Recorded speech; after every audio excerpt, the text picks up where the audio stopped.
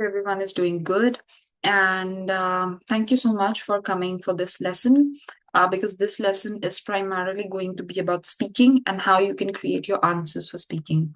So far we have learned about reading, about writing as well. We did a few activities on listening too. But this time we will focus a little bit more on the actual speaking topics that we get and a few tips related to how you can speak and what are the usual speaking topics. So, in your IELTS exam, the examiner is generally going to ask you very common day to day topics, right? So, it can be related to health, environment, day-to-day activities, whatever is happening around you. So I would really suggest just go through whatever is happening around you, be aware of your environment, read a little bit more about how environment is, what is health, about travel, general, I mean, technology, social media, all of those things. Just have some points. So reading for speaking is also really important. You need to be aware to be able to speak. So if you're not aware about a certain topic, chances are that you're not going to be able to speak, right? Because you will practice, and within a couple of days, you will be able to at least enhance your fluency. But where you can get stuck is not getting enough ideas. So, again, having enough ideas is really important. And I would suggest you to read and just gather some ideas, right? So, I will be sharing my screen and let's see what we have for today. Okay, so.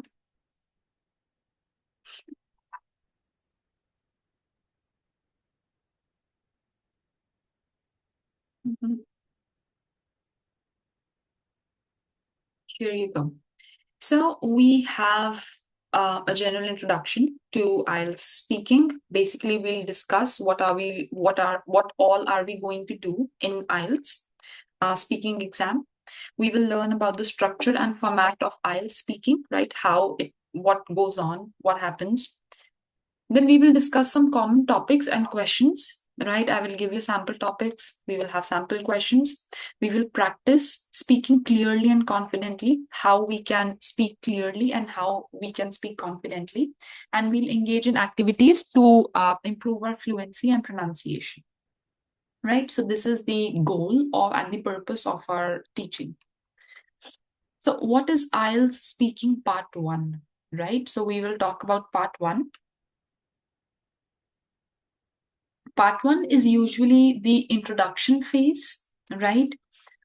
When you enter the examiner's room, they will do a formality sort of a thing where they will have your passport or maybe any kind of identity.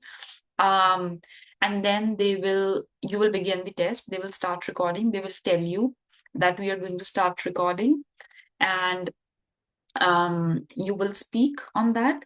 So for your introduction, you need to be able to speak about yourself, right? For I think 2 to 3 minutes.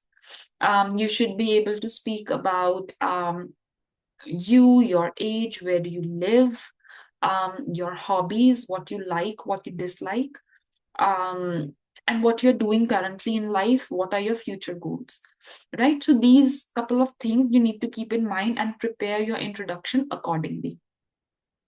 So the whole speaking exam usually lasts anywhere between 20 to 45 minutes can last, but not that much. Usually it's about 20 minutes.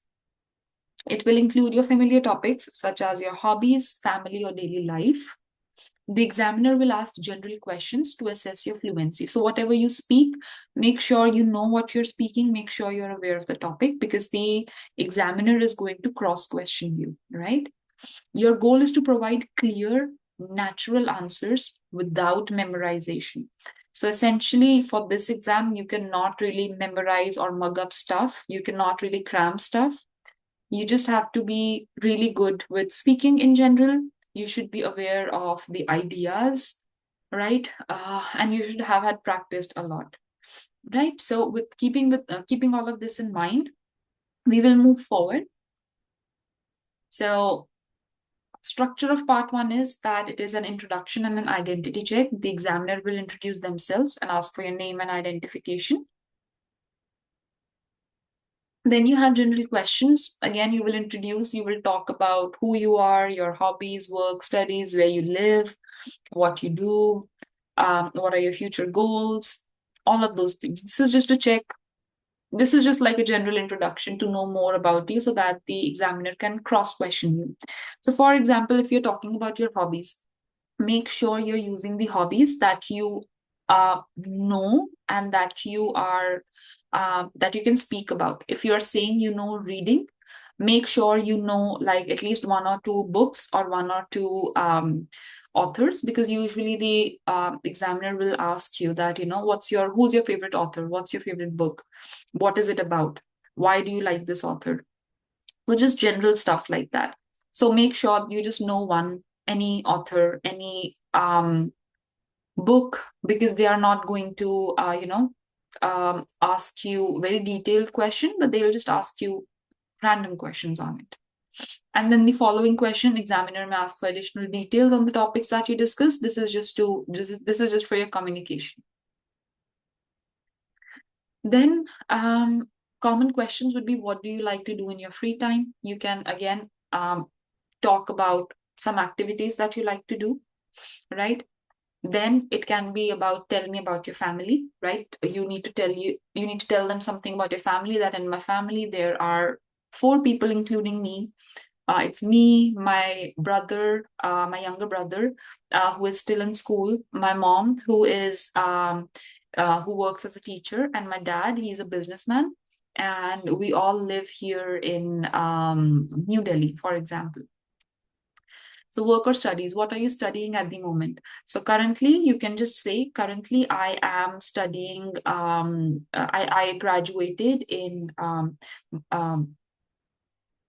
what can you say, like bachelor's of science, BSc, just an example. So I graduated from there. Now I'm planning to move abroad, and for this reasons I'm giving this IELTS test too. I want to move abroad and I want to start studying masters in science, because I want to be a marine biologist or something. I mean, something like that, right? Then you will talk about your daily routine. So describe a typical day in your life. So your daily routine can include something like, usually I wake up. So you have to use words like usually. Usually I wake up at 5 in the morning. I As soon as I get up, I usually scroll through my social media a little bit. Then I wash my face, brush my teeth, and do my morning routine. By 7, I am usually out for a little walk. I come back at 8, get dressed up, have my breakfast, and by 8:30 I am out of the house for my work or for my school or whatever. Um, I take a lunch, I take a small lunch in my school or workplace. Um, then at 5 p.m., I usually return back home. After coming back home, I prepare for my dinner. I also eat a little snack. So in case I feel very hungry. In the evening, I usually follow my hobbies, which is reading. I sometimes also go for walking. In the evening, I eat my dinner by 8 p.m. while usually while watching TV. Um, at about 10 p.m., I go to bed because I have to wake up early in the morning the next day. So this could be your daily routine. Again, from me, it is very on the spot. But as soon as you start practicing, you would start seeing the notice, right? So you can use things like, usually, first of all, I do this, then I do that. So you have to use those combining logical sentences. Then your hometown, what do you like about your hometown? So you can say that I was born, for example, in New Delhi. Um, I like New Delhi because it has a lot of people from all over the country coming to one place, and I'm able to know about a lot of different cultures. I have eventually made a lot of friends here, and I really like how the city is never dead. It is always bustling, something is always happening in the city, and that's what keeps the city alive. And I really like to participate in all the events that is happening all around. So that is why I really like my hometown. I am really connected to it, and I cannot imagine being in any other place than my hometown. something like that. Again, right now it was really on the spot, but you should be able to have that ability to speak. Even if you don't know, like, even if you're not sure about something, just speak something. They don't really want to judge you on what you like or not like. It's more about your fluency. Then some tips would be, to keep your answer natural, right? Make sure that your answers are natural. It's not something that you have mugged up, right? It's not that you're reading something. It should be pretty natural, conversational. Extend your answer, provide more than a yes or no answer. Even if the examiner has asked you, do you like swimming? Don't just say yes or no. If you say swimming, explain why. Always explain why, even if it's a yes or a no answer, right? Use simple, clear language. Focus on clear communication rather than complex vocabulary. So don't try to go ahead and use complex vocabulary by yourself, right, in the beginning, because you will make mistakes and the chances are that your fluency will lag and you will lose confidence. So don't worry about mistakes. Even if you make small error, for example, you say, I were doing. So you can just say that, I'm so sorry, I was doing. And then you can just like clear your mistake. And that's pretty much it. They won't really judge you about your mistakes. So I'm so sorry. If you have made any kind of mistakes, just make sure that you say, I'm sorry, I wanted to say this. And that's all. So, for example, here are a few model questions. What do you do in your free time? In my free time, I enjoy reading books, especially fiction. I also like to go for walks in the park to relax. Tell me about your family. I come from a small family. I have one sister and my parents both work in education. We spend a lot of time together on the weekends. Then use the following prompts to guide your conversation. What do you do for work or study? So for work or study, you can just talk about your work, right? And your study, and just explain a little bit. If you're talking about a particular course, choose, like, tell that why did you choose that course? What are your future plans with it? What do you like about your hometown? Again, like we discussed. What do you usually do on weekends? You can just say that weekends are a time for me to relax. I make sure that I'm doing a few of my hobbies. Besides reading and relaxing at home, I also make sure to get some physical activities done because I'm not able to do that during the weekdays. I make sure I'm hitting the gym. I make sure that I'm getting some physical activities in. I always make sure to have a good walk in the park so that I'm around nature, and that helps me make really relaxed and calm and prepared for the rest of the week, basically. So some tips would be practice speaking regularly. Speak English every day, even if it's just for a few minutes. Focus on your pronunciation, right? Listen to video, watch videos, watch podcasts, and try to imitate the sounds. Use fillers naturally. If you need time to think, use fillers like well or let me see. I would say so. This when you say these well, could you please repeat the question? So if you don't understand, you can just say, could you please repeat the question? And this would, even if you have understood it, not in every question, just like once, right, in your test. So just say that, and this will give you time to think more. Speak at a natural pace. So do not rush or speak too slowly. Just speak like you normally speak. That's all. It's just conversation. Don't give into the stress. There are some common mistakes that people usually make, which is giving short term one word answers, right? So make sure you're not giving short answers. Always explain what you're trying to say, right? Avoid sounding robotic again. So don't memorize stuff, right? Make sure you're not robotic or anything. Make sure the language is pretty um, flowy, it is natural, right? After that, speaking too fast. Don't speak too fast or don't speak too slow, because both of them can make you very difficult to understand. And focus on communication. Do not stress a lot about grammar. Do not stress a lot about the vocabulary.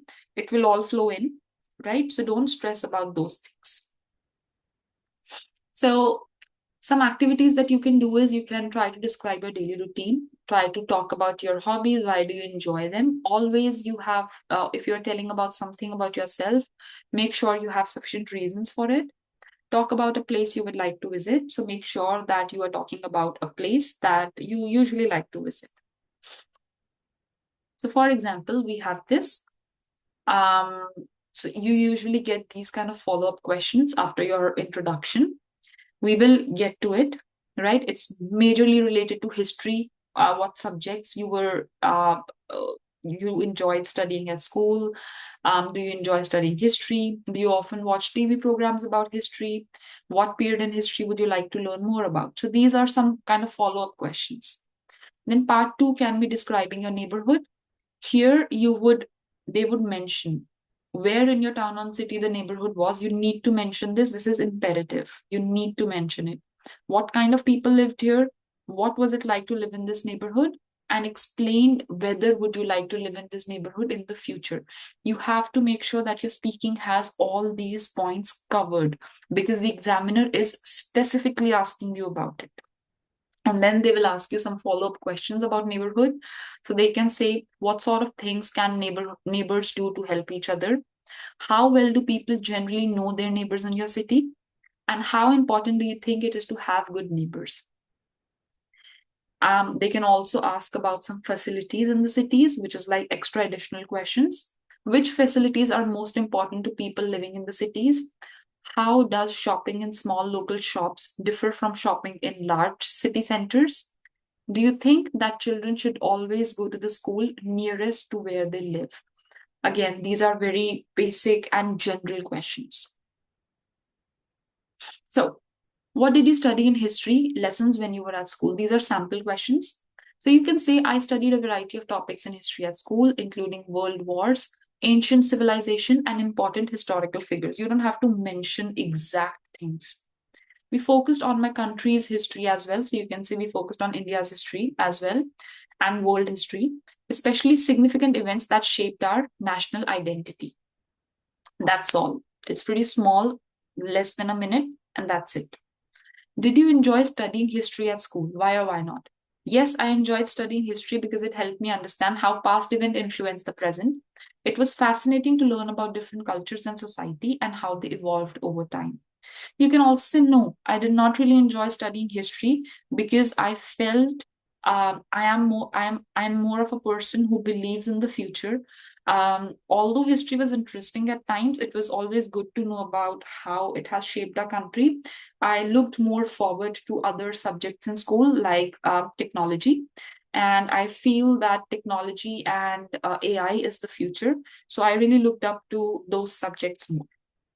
It's completely fine to say no. How often do you watch TV programs about history now? Why or why not? I occasionally watch history programs on TV. They provide a good balance of entertainment and education. And I find documentaries that explore specific periods or events in details particularly engaging. You can just say, no, I do not watch any history shows anymore because I usually like to read books on it. But as for specific history shows, I do not watch them currently. I watch other shows, which is related to future. So I watch a lot of podcasts and documentaries and videos that are related to future, that are more future and technology driven. What period in history would you like to learn more about and why? So I would like to learn more about the Renaissance period because it was the time of incredible intellectual and artistic growth. It marked a major turning point in history, influencing many aspects of modern life from science to art. You can pick up any period that you like. Part two is majorly going to be about a description. So it is more of a monologue thing.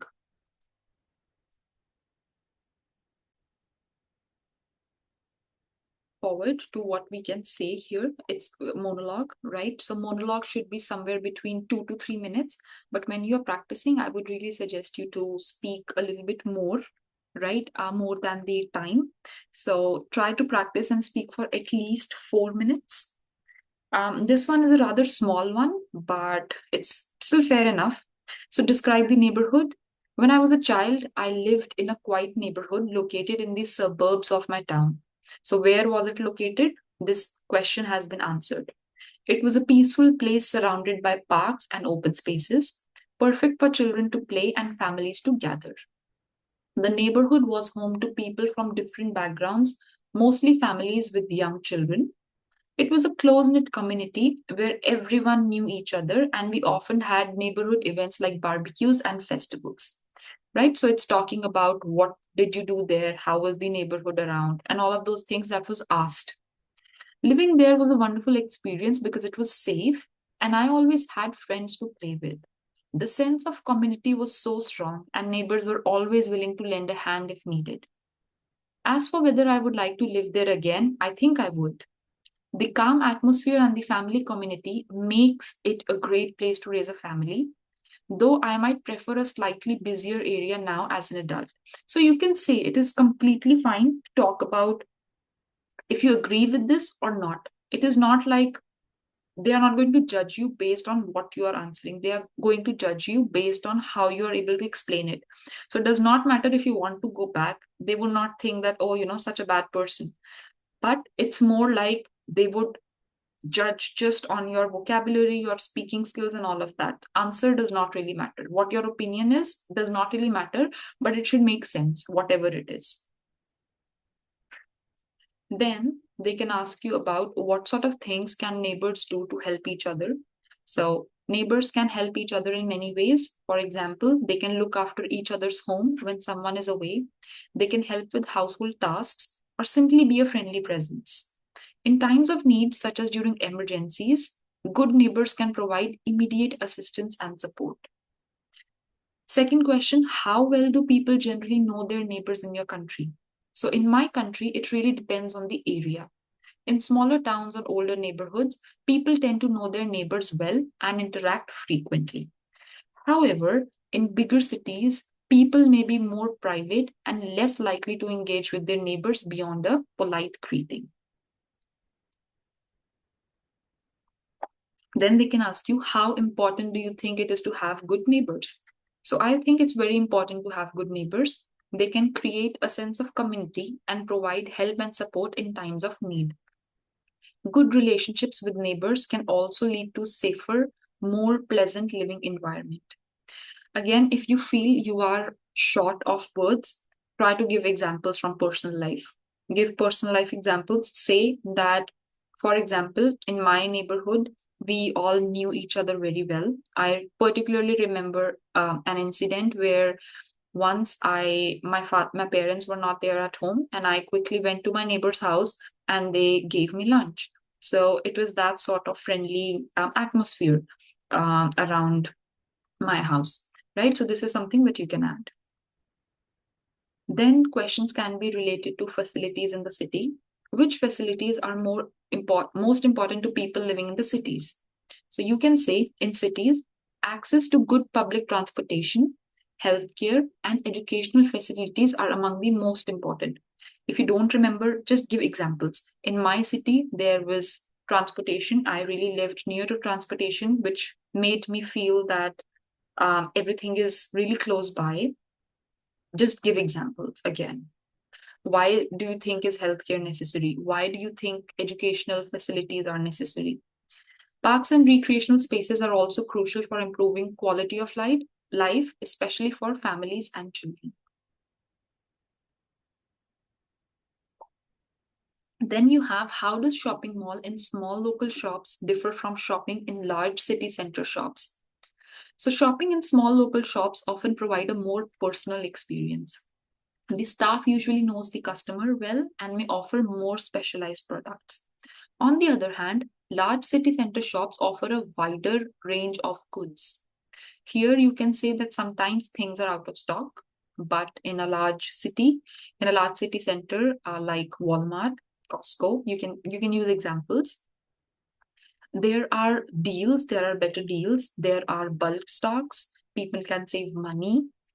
There are a lot of stuff that's going on. You can try samples before buying stuff, all sorts of things.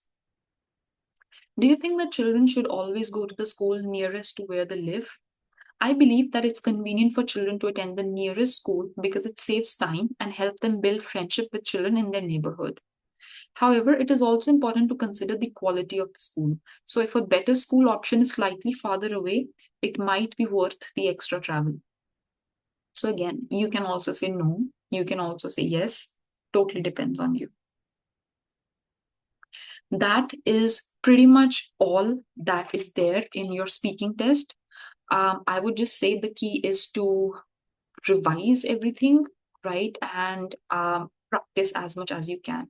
The more you practice, the better you'll be at speaking. It's mostly about practicing, mostly about fluency and pronunciation. And literally, these are the general topics that usually come. Record yourself, right? Make a basic introduction, record yourself on how you're speaking, and then try to assess on it. And with that being said, that is pretty much about your speaking. Um, Again, just practice, practice, practice. Practice will make you perfect. And that's it for today.